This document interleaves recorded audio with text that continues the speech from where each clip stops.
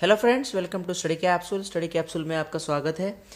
दोस्तों, हम आपके ईमेल्स, आपके कमेंट्स दिन ब दिन देख रहे हैं। हमें आपके कमेंट्स और ईमेल्स भी पसंद आ रहे हैं। आपके रिक्वायरमेंट जो ईमेल में लिखे हैं उसके हिसाब से हम दिन ब दिन आगे अपनी सीरीज़, अपने वीडियोस भी बढ़ा रहे हैं। ऐसे ही आप हमें आपका प्यार दिखाइए, हमें आपके विचार शेयर कीजिए, आपके कम्प्लीमेंट शेयर कीजिए, उससे हम आपको हमारे आगे के वीडियोस दिखा सकें। और इससे पहले हम आपको और भी बताना चाहेंगे कि अभी तक आपने अगर हमारा चैनल सब्सक्राइब नहीं किया है तो प्लीज़ डू सब्सक्राइब अस। अगर कोई वीडियो पसंद आए तो लाइक भी कीजिए और शेयर भी कीजिए। आप हमें मेल कर सकते हैं, हमारा ईमेल एड्रेस है studycapsule15@gmail.com। आप हमें फेसबुक पे भी फॉलो कर सकते हैं, हमारा फेसबुक पेज है www.facebook.com/studycapsule। चलिए, हमारी मोस्ट अवेटेड सीरीज चालू है अभी बैंकिंग कैप्सूल के बारे में। तो अभी तक हमने 3 वीडियोस अपलोड कर चुके हैं बैंकिंग अवेयरनेस के लिए, अवेयरनेस के बारे में। हमारा आज की सीरीज है बैंकिंग कैप्सूल पार्ट 4। चलिए शुरू करते हैं। हमारा पहला क्वेश्चन है, India cross the $13 billion FDI milestone between 2000 and 2016। Which country was the largest contributor to it. मतलब 2000 से 2016 के बीच में एफडीआई का $300 बिलियन का एक माइलस्टोन क्रॉस कर लिया इंडिया ने। तो इसमें सबसे ज़्यादा भागीदारी, सबसे ज़्यादा हिस्सा किसका था? तो इसमें ऑप्शन है UK, USA, the Netherlands and Mauritius. तो फ्रेंड्स, इसका आंसर है ऑप्शन डी, मॉरिशियस। अभी तक मॉरिशियस का लगभग 33% हिस्सा था। $300 बिलियन में से 101% इसका $101 बिलियन इसका हिस्सा था, इसकी भागीदारी थी। एफडीआई में इसने इन्वेस्ट किया था। चलिए, इसका सही आंसर है मॉरिशियस, डी। आगे देखते हैं। हमारा दूसरा क्वेश्चन है, recently in December 2016 CRISIL slashes GDP growth of India by 100 bps to dash for financial year 17। तो दोस्तों, यहाँ पे लिखा है जो क्रिसिल है, क्रेडिट रेटिंग एजेंसी है, उसने यहाँ पे इंडिया की जीडीपी ग्रोथ को कम कर दिया 100 bps पॉइंट से। तो इससे पहले 2016 में इसके पहले जो जीडीपी ग्रोथ दिखाया था क्रिसिल ने, वो था 7.9%। ठीक है, अर्लियर इट वॉज 7.9%। इसने 100 bps पॉइंट से कम कर लिया, इसलिए इसमें ऑप्शन से ए 6.8, 6.9, 6.1 एंड 6.7, इसलिए इसका सही आंसर है 6.9%। चलिए आगे देखते हैं। Third question, the programme Deen Dayal Antyodaya योजना नेशनल रूरल लिवलीहुड्स मिशन, इसका शॉर्टकट है DNRLM, is replaced with scheme. मतलब जो स्कीम का पहले जो नाम था उसको रिप्लेस करके इसका नाम चेंज कर लिया है। तो ये जो लेटेस्ट नाम है, रिसेंट नाम है, दीनदयाल अंत्योदय योजना नेशनल रूरल लिवलीहुड्स मिशन, DNRLM। तो वो स्कीम, पहले वाली स्कीम कौन सी थी? ऑप्शन है स्वर्ण जयंती ग्राम Swarozgar Yojana, SGSY। B option national rural employment guarantee act scheme, NREGA। Third option है प्रधानमंत्री उज्ज्वला योजना, PMUY। डी ऑप्शन है प्रधानमंत्री आवास योजना। तो फ्रेंड्स, एक एक स्कीम में आपको इसका फुल फॉर्म भी पूछा जा सकता है, तो इसलिए ये ऑप्शंस ध्यान में रखिए, कॉन्सेंट्रेट कीजिए इस पर। तो सबसे पहले मैं इस पर बताऊंगा कि ये PMAY क्या है, प्रधानमंत्री आवास योजना, जिसमें एक स्कीम है प्रधानमंत्री की। किसी फैमिली का अगर पहला घर हो, फैमिली का टोटल ओवरऑल इनकम 6 लाख से कम हो, तो उसको इंटरेस्ट की जो ब्याज लगने वाला है होम लोन पे, उसकी उस इंटरेस्ट पे सब्सिडी मिलेगी। तो ये स्कीम है प्रधानमंत्री आवास योजना में, घर के रिलेटेड है, हाउसिंग लोन से रिलेटेड है। सेकंड है प्रधानमंत्री उज्ज्वला योजना, इसमें LPG सब्सिडी जो है इससे रिलेटेड ये स्कीम है। जो ऊपर की है national rural employment guarantee act scheme, इसमें डेली वेज बेसिस पे एम्प्लॉयमेंट देने से रिलेटेड ये स्कीम है। तो जो फर्स्ट ऑप्शन है, this is the right answer, स्वर्ण जयंती ग्राम स्वरोजगार योजना, ये स्कीम को रिप्लेस किया है दीनदयाल अंत्योदय योजना में, नेशनल रूरल लिवलीहुड्स मिशन। इसमें जो भी कुछ ग्रामीण गांव के जो लोग हैं उनको स्किल्ड कोई ट्रेनिंग है वो दी जाती है, जिस ट्रेनिंग के वजह से उनको जॉब लग सकती है, वो खुद का बिजनेस भी स्टार्ट कर सकते हैं। तो ध्यान में रखिएगा, DNRLM is replaced with SGSY, Swarna Jayanti Gram Sarokar Yojana. Fourth question है, who is the major share holder in NABARD. तो इसके ऑप्शन बताता हूँ मैं। RBI, B central government, C SBI and D none of the. तो इसका सही आंसर है C, B central government, B central government. NABARD में सबसे ज़्यादा हिस्सा है सेंट्रल गवर्नमेंट का। ठीक है, नेक्स्ट क्वेश्चन है fifth, which of the following was the first commercial bank to launch mutual fund. तो इसके ऑप्शन है दोस्तों SBI, इसके ऑप्शन है फ्रेंड्स SBI, सेकंड है कैनरा बैंक, थर्ड है PNB और लास्ट है D बैंक ऑफ इंडिया। तो फ्रेंड्स इसका सही आंसर है SBI।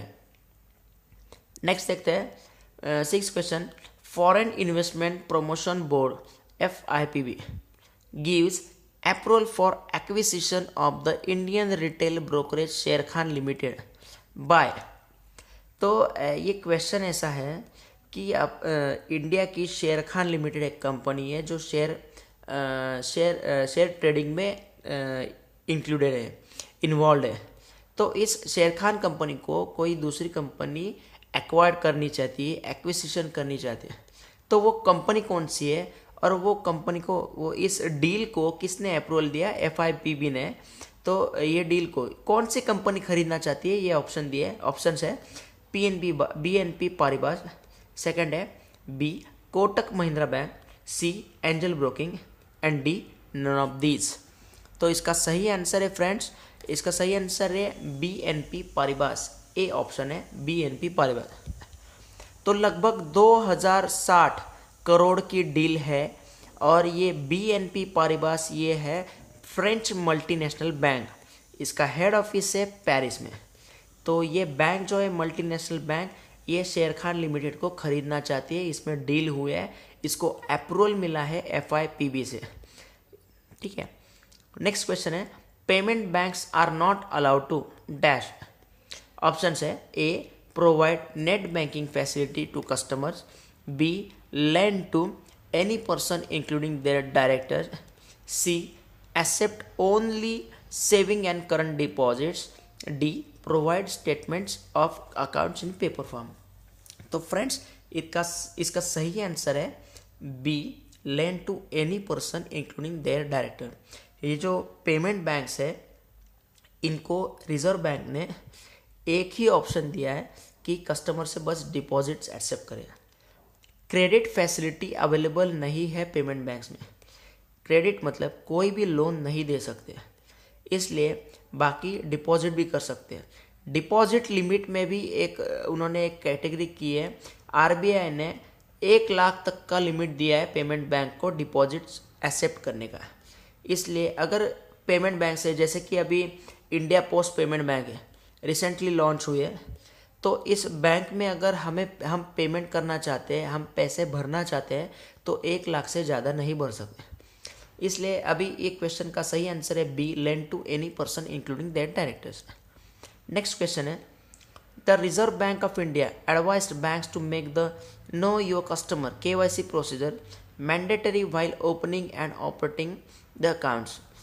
RBI has issued the KYC guideline under section 35A of the dash. तो फ्रेंड्स इसके ऑप्शन है A RBI act 1934, B negotiable instruments act 1881, C banking regulation act 1935, D banking regulation act 1949। Friends banking जो RBI है establish हुई थी 1935 में, ठीक है। RBI एक्ट था 1934 में, बट जो बैंकिंग रेगुलेशन एक्ट है ये 1949 का है। इसलिए इसका सही आंसर है KYC गाइडलाइंस का, ये सही आंसर है option D banking regulation act. इस एक्ट के तहत KYC गाइडलाइंस फॉलो की जाती है, ठीक है। नेक्स्ट क्वेश्चन है, what is full form of PPP। Friends इसके ऑप्शन है A personal private power, B primary power parity, C public private parity, D purchasing power parity. तो फ्रेंड्स इसका सीधा आंसर मैं ज़्यादा बताता हूँ। इसका आंसर है डी, परचेसिंग पावर पैरिटी। अब ये पी परचेसिंग पावर पैरिटी का मतलब क्या है? It is an economic theory that estimates the amount of adjustment needed on the exchange rate between other countries in order to exchange to be equivalent to each currency's purchasing power। मतलब कोई अगर दूसरी country है, US है, इसमें dollar है, ठीक है, और इंडिया का रुपीज़ है, तो इंडिया का रुपीज़ और डॉलर में ऐसी कौन सी एडजस्टमेंट करनी पड़ेंगी, उस थ्योरी को बोलते हैं परचेसिंग पावर पैरिटी। ठीक है, इसलिए इसका सही आंसर है purchasing power parity, option D. Next question है MICR code is used for dash. Option A core banking solution, option B electronic funds transfer, option C electronic clearance of cheques, ना option D cheques transfer system. Friends इसका सही answer है C, electronic clearance of cheques. तो जो CTS clearing system होती है, check truncation system, तो इसमें MICR is very important for cheque clearing, तो इसलिए इसका सही आंसर है electronic clearance of cheque. Next question है 11th question, the Reserve Bank may appoint one or more of its officers in the rank of dash or dash to be known as banking ombudsman. हमें तो पता है ombudsman scheme के बारे में पता है, लेकिन इसमें जो बैंकिंग ओम्बड्समैन है उसकी लेवल क्या होती है, इसके बारे में क्वेश्चन पूछा जा सकता है।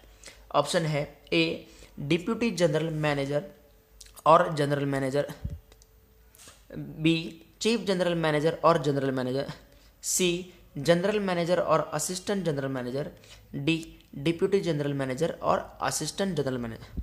तो फ्रेंड्स इसका सही आंसर है बी चीफ जनरल मैनेजर और जनरल मैनेजर। ये जो दो लेवल है, वो दो लेवल में से कोई एक ऑफिसर चुना जाता है बैंकिंग ओम्बड्समैन के लिए। ठीक है, ध्यान में रखिएगा, ऑप्शन बी है चीफ जनरल मैनेजर, मतलब CGM और GM जनरल मैनेजर, CGM और GM, ये दो ऑफिसर्स में से कोई एक ऑफिसर चुना जाता है बैंकिंग ओम्बड्समैन के लिए। नेक्स्ट क्वेश्चन है 12th, which kind of limits are not observe in credit और डेबिट कार्ड्स। तो फ्रेंड्स हम जो क्रेडिट कार्ड यूज़ करते हैं या डेबिट कार्ड यूज़ करते हैं, उसकी कोई लिमिट होती है, जैसे कि डेली विड्रॉल लिमिट होता है, या फिर कितने टाइम महीने में कितने बार निकल सकते हैं उसका लिमिट होता है। क्रेडिट कार्ड के भी लिमिट होता है 50,000 का, 1 लाख का, 1.5 लाख का। तो इसमें ऑप्शंस है A credit limit, B cash withdrawal limit, C time limit और डी नन ऑफ दिस। तो ऑब्वियसली क्रेडिट लिमिट तो होता है क्रेडिट कार्ड के लिए, कैश विड्रॉल लिमिट होता है डेबिट कार्ड के लिए, मतलब डेली दिन में कितने बार कितनी कैश निकल सकते हैं इसका लिमिट होता है। टाइम लिमिट दोनों में से किसी को टाइम लिमिट नहीं रहता, इसलिए इसमें इसका सही आंसर है टाइम लिमिट। यहाँ पे क्वेश्चन पूछा है नॉट ऑब्जर्व इन क्रेडिट और डेबिट कार्ड, इसलिए इसका सही आंसर है C time limit. Next question है 13, SARFAESI act 2002 is related to dash. Option है A acquisition of small banks, B fixation of interest rate, C recovery of bad loans, D regulation of foreign exchange और E है none of this. तो friends SARFAESI act का पहले full form देखते हैं। The securitisation and reconstruction of financial assets and enforcement of security interest act. मतलब किसी ने अगर लोन लिया है तो इस पर कोई सिक्योरिटी क्रिएट होती है, मॉर्गेज किया जाता है। ठीक है, तो अगर किसी ने रीपेमेंट नहीं किया, लोन रीपेमेंट नहीं किया, वो NPA हो गया, तो ये मॉर्गेज किया जो जाता है वो ये एक्ट से, सरफेसी एक्ट से हम रिकवरी कर सकते हैं। इसलिए यहाँ पे एक्विजिशन ऑफ स्मॉल बैंक्स नहीं हो सकता, फिक्सेशन ऑफ इंटरेस्ट रेट भी हम चेंज नहीं कर सकते, रेगुलेशन ऑफ फॉरेन एक्सचेंज, इसमें फॉरेन एक्सचेंज का सवाल ही नहीं पैदा होता, नन ऑफ दिस का भी सवाल नहीं, इसलिए इसका सही आंसर है रिकवरी ऑफ बैड लोन्स। ये सिक्योरिटी क्रिएट करता है, इससे हम बैड लोन्स को ही रिकवरी कर सकते हैं, इसलिए इसका सही आंसर है recovery of bad loans. Next question है if one is not satisfied with the decision pass by the banking ombudsman, he can approach the appellate authority to dash. Option है governor of RBI, B deputy governor of RBI, C finance secretary और D finance minister. इसका सही answer है दोस्तों deputy governor of RBI. आपको इसमें ज़्यादा ध्यान रखने रखिए, कंसेप्ट की ज़्यादा ज़रूरत नहीं है, इसलिए सही सही याद में रखिएगा। अगर ओम्बड्समैन ने रिप्लाई नहीं किया तो customer can approach to the appellate authority, मतलब deputy governor of RBI, DG deputy governor. ठीक है, नेक्स्ट क्वेश्चन है 15, what is the rank of India in the World Bank's easy of doing business 2016 report. तो ऐसा हमने पहले भी एक क्वेश्चन पूछा था लास्ट स्लाइड में हमारे पार्ट 3 में कि ईजी ऑफ डूइंग बिजनेस में इंडिया का रैंकिंग कितना है। वहाँ पे भी 30 था, 130 था। तो यहाँ पे भी ऑप्शन, यहाँ पे भी सही आंसर है 130। यहाँ पे बस क्वेश्चन पूछा है world's bank easy of doing business, same answer आएगा 130। Easy of doing business India का करंट रैंक क्या है 130। इसका दोस्तों ईयर 16 में भी 130 था और अभी करंट जो ईयर है 17 में भी इसका आंसर है 130। तो आगे देखते हैं 16 question, expand the term FATCA. Actually FATCA, इसको शॉर्ट में बैंकिंग लैंग्वेज में बोलते हैं इसको फाटका। इसके ऑप्शन है A physical account tax compliance act, B foreign account trade company act, foreign account tax compliance act और डी है financial account tax compliance act. तो इसका सही आंसर है C foreign account tax compliance act. Foreign account ये tax से related है, international trade में जो टैक्स लगता है इससे रिलेटेड है, इसलिए फॉरेन मतलब इंटरनेशनल लेवल पे, और ये टैक्स से रिलेटेड है इसलिए टैक्स कंप्लायंस एक्ट। इसलिए इसका सही आंसर है फाटका का फुल फॉर्म है foreign account tax compliance act. Next question है the Reserve Bank India RBI has set minimum paid up equity capital for small finance banks at dash. तो यहाँ पे ऑप्शन है 150 करोड़, 100 करोड़, 500 करोड़, 200 करोड़। इसका सही आंसर है दोस्तों ऑप्शन बी ₹100 करोड़। चलिए आगे देखते हैं which among the following committee constituted on payment banks license. तो यहाँ पे फ्रेंड्स हेलो यहाँ पे फ्रेंड्स इसका सही आंसर है ऑप्शन है, इसका सही आंसर है doctor Nachiket Mor. Which among the following committee constituted payment banks license. इसका सही आंसर है डॉक्टर नचिकेत मोर। आपको ज़्यादा ध्यान में रखने की जरूरत नहीं है, डॉक्टर नचिकेत मोर। चलिए आगे देखते हैं 19 question, which Indian bank has open it's first branch in China. और इसमें ऑप्शन है yes bank, HDFC bank, ICICI bank और एक्सिस बैंक। दोस्तों इसका सही आंसर है ICICI बैंक। इसका ऑप्शन है जब Shri Narendra Modi honourable prime minister of India इन्होंने इनॉग्रेट किया था चाइना में, इसकी शंघाई में ब्रांच ओपन हुई है ICICI ब्रांच की शंघाई में चाइना में। चलिए आगे देखते हैं question number 20, which among the following is not a subsidiary of RBI। इसके ऑप्शन है ए सिडबी, बी नाबार्ड, सी नेशनल हाउसिंग बैंक, डी भारतीय रिजर्व बैंक नोट मुद्रण प्राइवेट लिमिटेड। ऑब्वियसली जो प्रिंटिंग है RBI की तरफ है, नेशनल हाउसिंग बैंक भी RBI की तरफ है, नाबार्ड भी RBI की तरफ है, लेकिन SIDBI is the only subsidiary is not towards RBI, मतलब ये IDBI की सब्सिडियरी है IDBI की, इसलिए SIDBI is a subsidiary of IDBI industrial development bank of India. इसलिए आप ध्यान में रखिएगा सिडबी ये IDBI की सब्सिडियरी है। आगे देखते हैं question number 21, which among the following is the oldest public sector bank of India.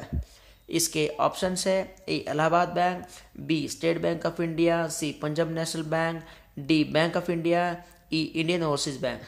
तो फ्रेंड्स इसमें आपको लगता होगा, आप कंफ्यूज होंगे, state bank of India might be the oldest public sector bank क्योंकि ये 200 साल पुरानी है, लेकिन इसमें एक बैंक ऐसी है कि जो 1865 में एस्टेब्लिश हुई थी, वो है Allahabad bank, which is the oldest public sector bank और अभी भी चल रही है।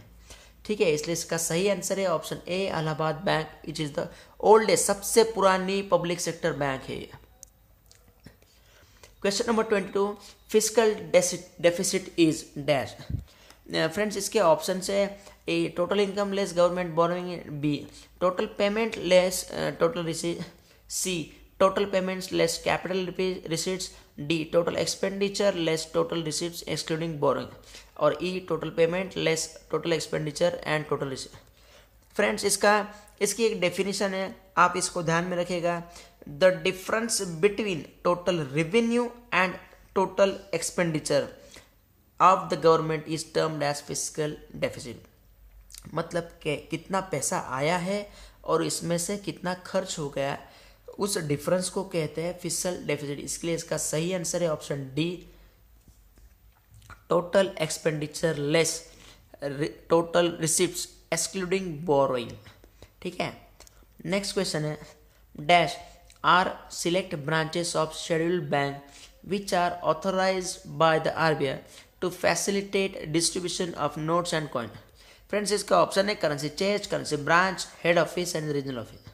कोई भी बैंक का एक डिवीजन होता है, एक ब्रांच होती है, जिसे क्या कहते हैं, ये ऑप्शन में लिखा है, उस ऑप्शन को कहते हैं। वो ब्रांच को एक अथॉरिटी दी है आरबीआई ने कि वो करेंसी को, जो भी कुछ नोट्स इशू हुए हैं, नोट्स बैंक को कोई ज़रूरत है, कोई ब्रांच को रिक्वायरमेंट है नोट्स की, तो उसको डिस्ट्रीब्यूट करे, ऐसी अथॉरिटी दी है, तो उसको क्या कहते हैं। इसके ऑप्शन में सही आंसर है करेंसी चेस्ट। याद में रखिएगा दोस्तों, currency chest are select branches of scheduled bank which are authorised by the RBI to facilitate distribution of notes and coin. आगे देखते हैं what is the full form of forex. Friends इसके option है, बहुत ही इजी क्वेश्चन है। Option है foreign exemption, foreign exchange, C foreign expert, foreign expansion and E none of the above. इसका सही आंसर है, बहुत इजी क्वेश्चन है, foreign exchange is the right answer of full form of forex. आगे देखते हैं दोस्तों what is the full form of IPO. Option है A initial private offering, B initial partnership offering, C initial public offering, D interest private offering. तो ये जो IPO है दोस्तों, शेयर मार्केट से रिलेटेड है। जब कोई कंपनी बड़ी हो जाती है और उसको जब पब्लिक में खुद के शेयर बेचने वाली होती है, तो इनिशियली उसको ये आईपीओ डिक्लेयर करना पड़ता है। वो सीधे जाके सेकेंडरी मार्केट में अपने शेयर्स को, स्टॉक्स को नहीं बेच सकते। इसको प्राइमरी मार्केट में उसके शेयर्स बेचने पड़ते हैं, और वो जो आईपीओ है उसे उस आईपीओ के थ्रू ये शेयर्स बस बेच सकती है। इसलिए इसका फुल फॉर्म है option C initial public offering, जो पब्लिक को ये ऑफर करती है। इसकी मैं एक शॉर्ट में डेफिनेशन भी बताता हूँ आपको। इनिशियल पब्लिक ऑफरिंग आईपीओ और stock market launch is a type of public offering in which shares of company usually are sold to institutional investors that in turn sell to the general public or securities exchange for the first time। इसलिए दोस्तों इसको ध्यान में रखिएगा, share market से related है। First time का कोई कंपनी अपने शेयर्स को बेच रही है तो इसे इनिशियल पब्लिक ऑफरिंग के थ्रू ही बेचा जा सकता है, आईपीओ इनिशियल पब्लिक ऑफरिंग। चलिए दोस्तों इस लास्ट क्वेश्चन के साथ हमारा ये सेशन भी ख़त्म करते हैं। आगे भी हम अपनी सीरीज चालू रखेंगे और बहुत ही इम्पोर्टेंट आपको हम क्वेश्चन बताते रहेंगे। अगर आपको कोई क्वेश्चन में क्वेरी हो, आपको कोई कम्प्लीमेंट हो या फिर कोई कमेंट हो, तो आप हमें विदाउट एनी हेजिटेशन कमेंट कर सकते हैं, मेल कर सकते हैं। हमारा ईमेल एड्रेस है studycapsule15@gmail.com और फेसबुक पेज है www.facebook.com/studycapsule। अभी तक आपने अगर हमारा चैनल सब्सक्राइब नहीं किया है तो प्लीज़ डू सब्सक्राइब इट, और अगर कोई वीडियो पसंद आए तो प्लीज़ लाइक इट और शेयर भी इट।